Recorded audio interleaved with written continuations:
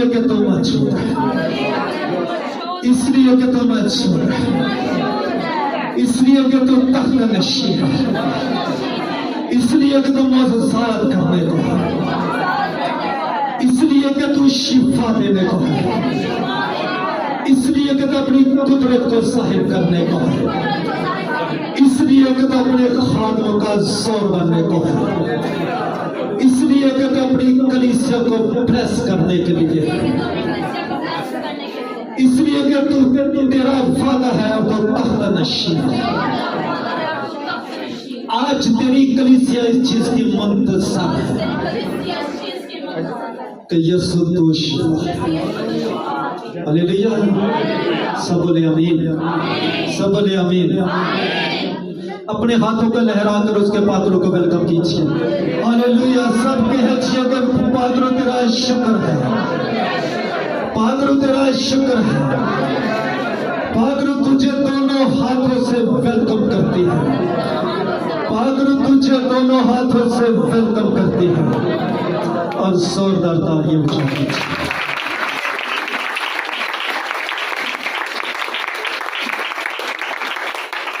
मेरे साथ देखिए यशायाह नबी का सहीफा, उसका 38 बाब, उसकी 5 और 6 आए। यशायाह, जिस किसी को मिल गया वो चंद पैरदे में रहनुमाई कर सकते। यशायाह नबी का सहीफा बाइबल का अपना माइक ले तो और माइक में वो खुदा के कलाम को बयान कर सकता है। यशायाह नबी का सहीफा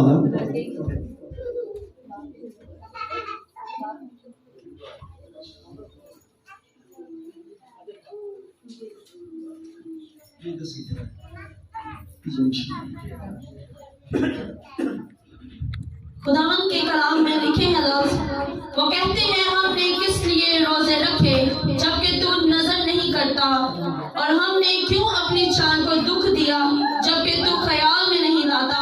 देखो तुम अपने रोजे के दिन में अपनी खुशी के तालिब रहते हो और सब तरह की सख्त मेहनत लोगों से कराते हो। आमीन। सब बोले आमीन, सब बोले आमीन। आए सब तशरीफ रखें।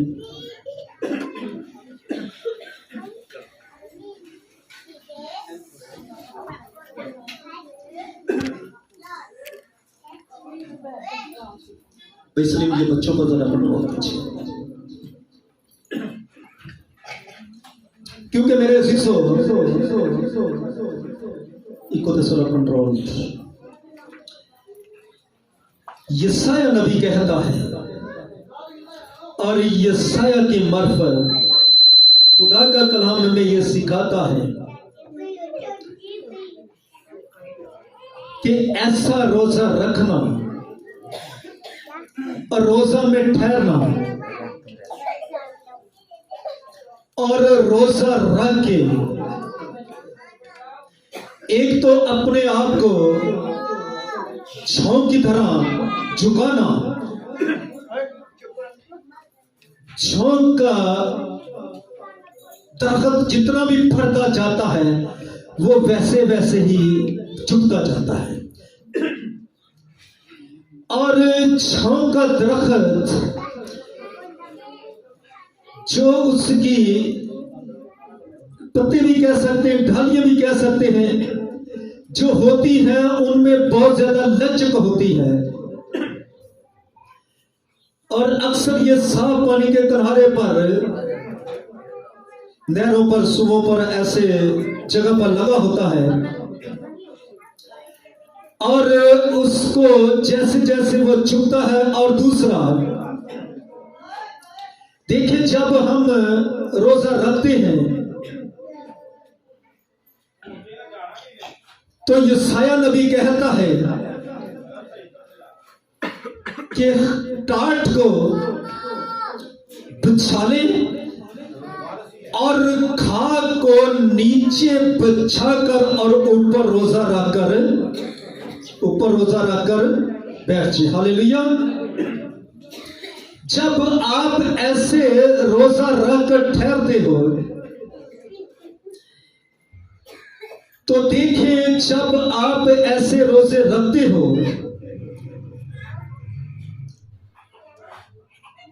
तो आसमान खुल जाता है।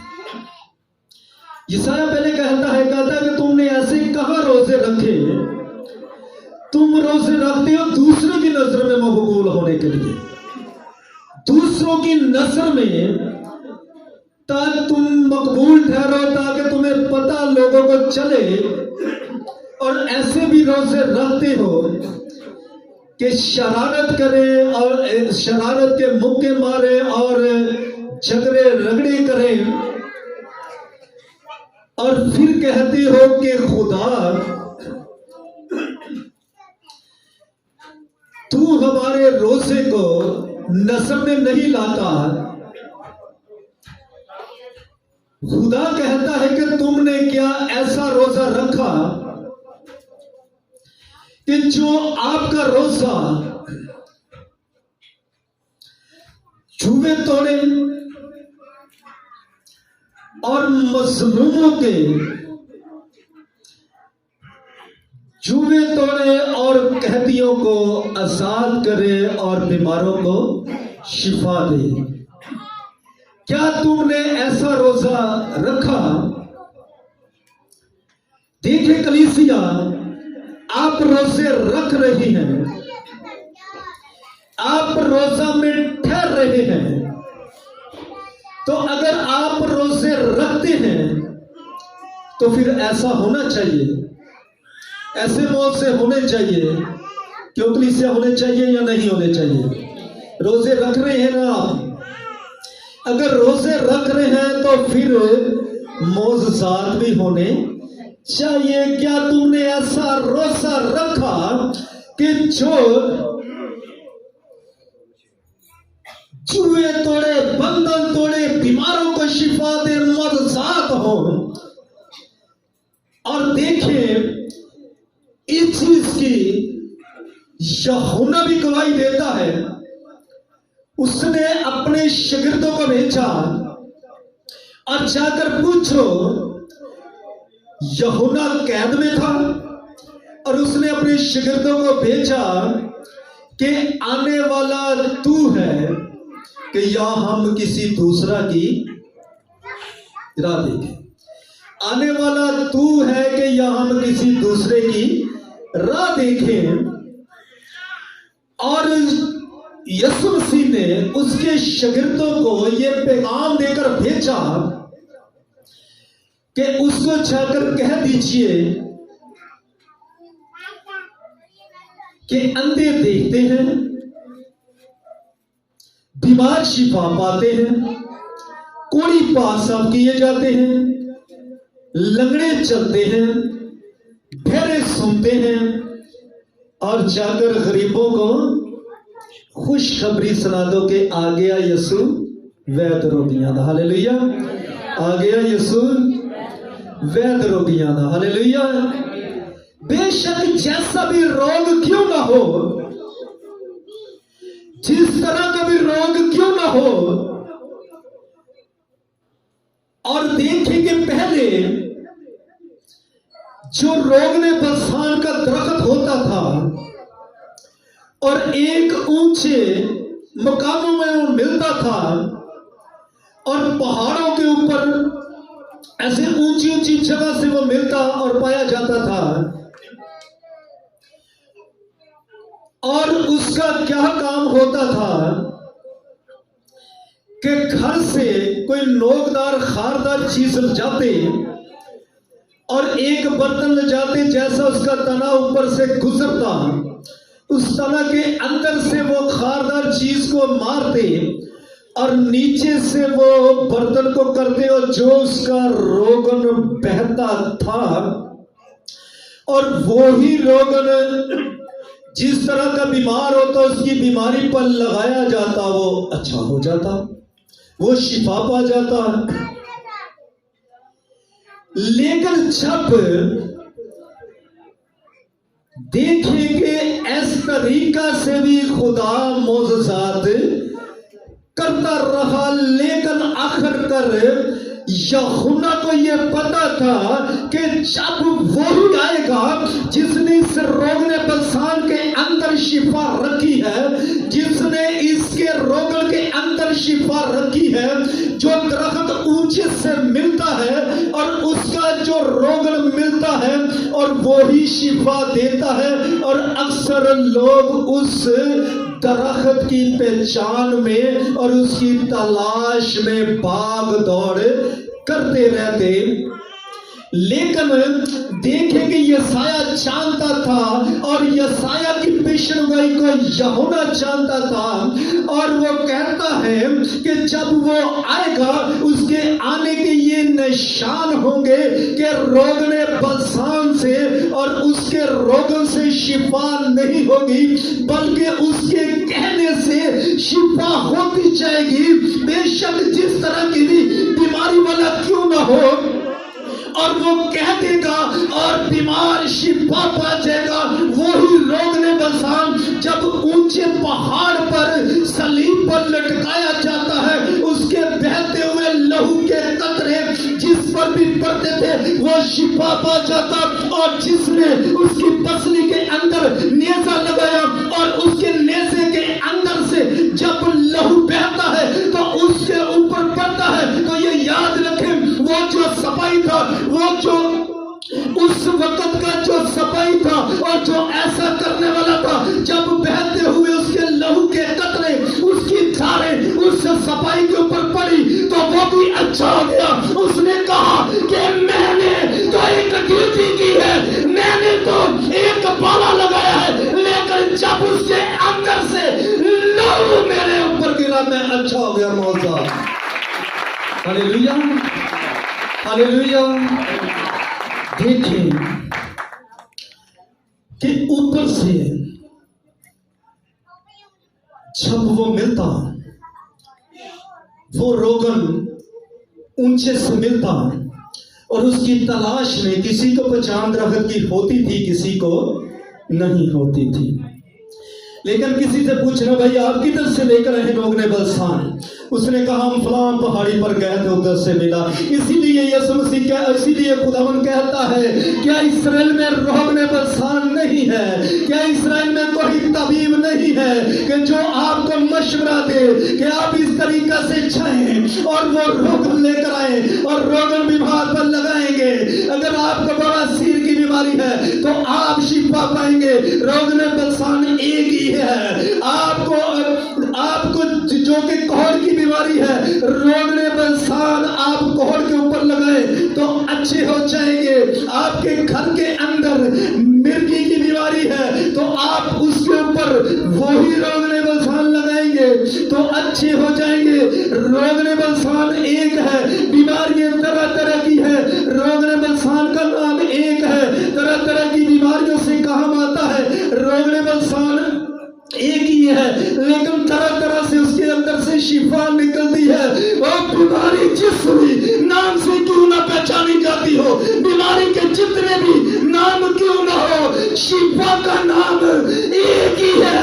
वो यीशु नाम है जो कलवरी की पहाड़ी पर जान देता है। और उसने कहा कि आज तमाम हुआ।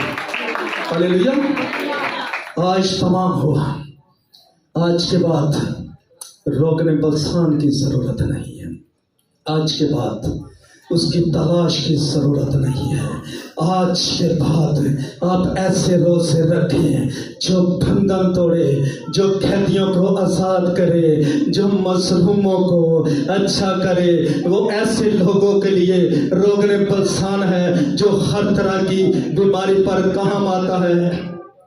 बीमारी जिस नाम से भी क्यों ना पहचानी जाती हो, कलीसिया बीमारियों के नाम तरह तरह के हैं और मुख्तलिफ नाम है, लेकिन शिफा का नाम आप जानते हैं। और क्या नाम है उसका? शिफा का नाम क्या है? बुलंद आवाज एक ही आस्था बोलोगे तो शिफा। शिफा का नाम क्या है? शिफा का नाम क्या है?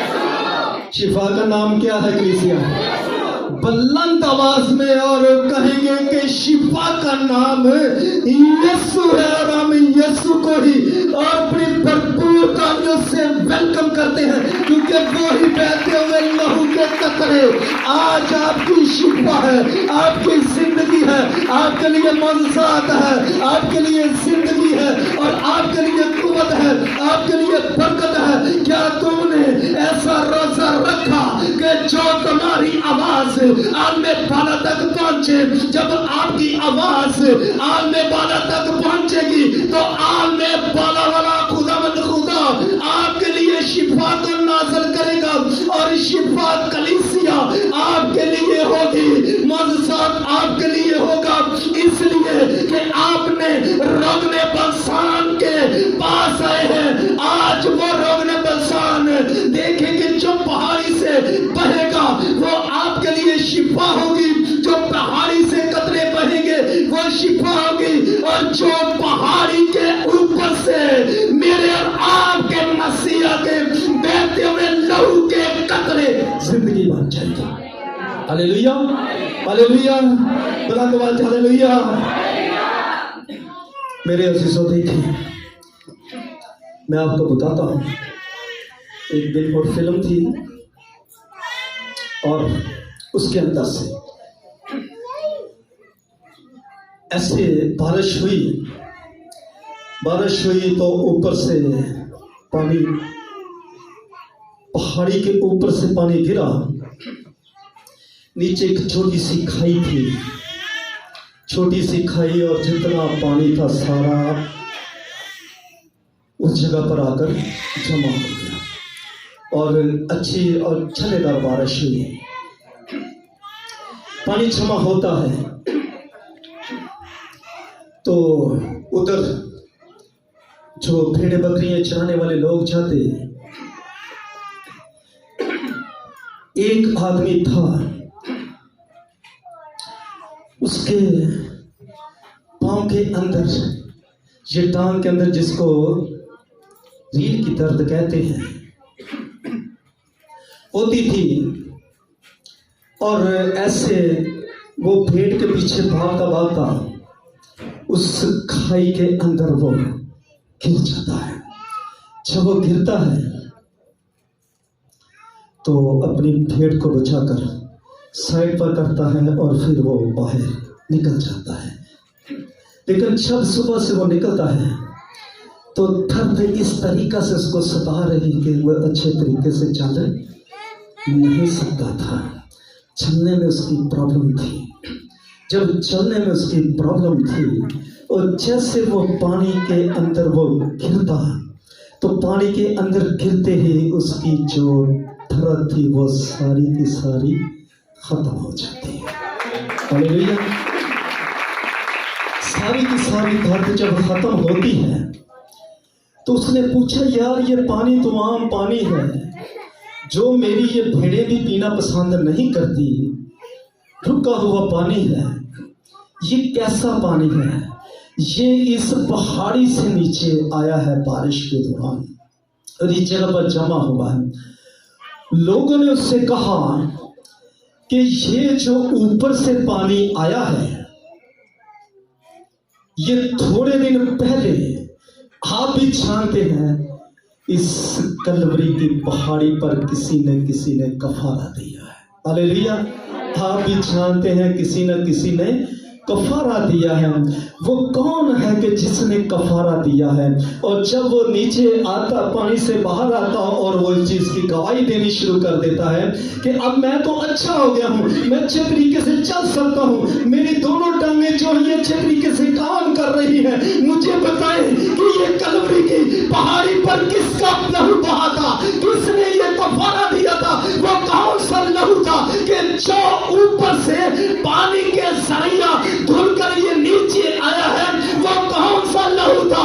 उसने कहा कि ये उसका लहू था जिसके कफारे से, जो कि सूरज ने बादल में, और सूरज ने जो कि बादलों में अपना मुंह छुपा लिया और पूरी दुनिया में अंधेरा छा गया, ये उसका लहू था। जिसने कहा कि आज तमाम हुआ, ये उसका लहू था, ये उसका लहू था जिसके लहू से बीमार शिफा पाते।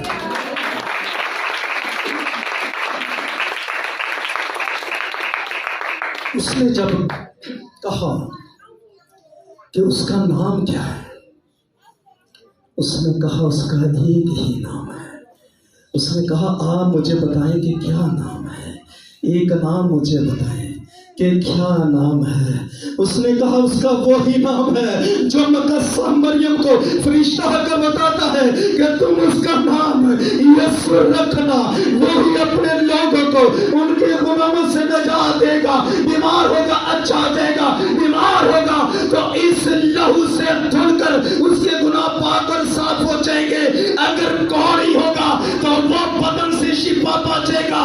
ये उसका नाम है यीशु, और उसका ही लहू इस जगह पर जमा हुआ है। और मेरे अजीजों देखे कि उसने ये जाकर पूरे इलाका में मनादी की कि जिसका लहू मैंने एक जगह पर देखा है और मैंने अपनी उसकी कुदरत से और मौजूदात को नसीब किया है, तो मेरे अजीजों मुफ्ती भी लोग आते और उस इलाका में जितनी देर तक पानी खुश नहीं होता और उस जगह पर शलांग लगाते और अच्छे होकर अपने घर में चले जाते। लेकिन ये याद रखे एक वक्त था 38 बरस के लोग इंतजार करते थे। घर से कटोली उठाई और जाकर हौज के किनारे में रख दी, और घर से चारपाई उठाई और जाकर हौज के किनारे में रख दी। मुकर्रा वक्त पर फरिश्ता आएगा, और जब मुकर्रा वक्त पर फरिश्ता आता है और पानी को हलाता है, जो पहले छलांग लगा देता है वो ही शिफा पा जाता है। Hallelujah, hallelujah. और पानी का इंतजार कौन करे, पानी का इंतजार कौन करे। एक घंटा ट्रेन लेट हो जाए बड़ा मुश्किल काम है, 2 घंटे ट्रेन लेट हो जाए बड़ा मुश्किल काम है, बहुत मुश्किल काम है। इतनी इंतजार करना बहुत मुश्किल काम है। वेटिंग लिस्ट में खड़े होना बहुत मुश्किल काम है। क्या करें, बीमारी ने सताया हुआ है, बदरू रात नहीं सोने देती, दिन में सोने नहीं देती। जो कि हम संगलों से बांधते हैं, संगल टूट जाते हैं, पहाड़ों के और पत्थरों से जख्मी हो जाते हैं। क्या करें, और तरह तरह की बीमारियों वाले हैं। क्या करें, कोई हकीम नहीं मिल रहा, कोई कामिल तबीब नहीं मिल रहा, और कोई स्पेशलिस्ट डॉक्टर नहीं मिल रहा। किस तरीक़े से शिफा पाएंगे। और शुगर हर वक्त सताती है, शुगर हाई रहती है, ब्लड टिकने नहीं देता, और जो कि हार्ट के पेशेंट हैं और तरह तरह की बीमारियों में मुब्तला हैं। क्या करें, किस तरीक़े से शिफा होगी। और हम तो इंतज़ार कर कर के तंग आ गए हैं, इंतज़ार में बैठे हैं। कोई बात नहीं है, जब भी वक्त मुकर्रर वक्त पर फरिश्ता पानी खिलाएगा और मैं शिफा पाऊंगा।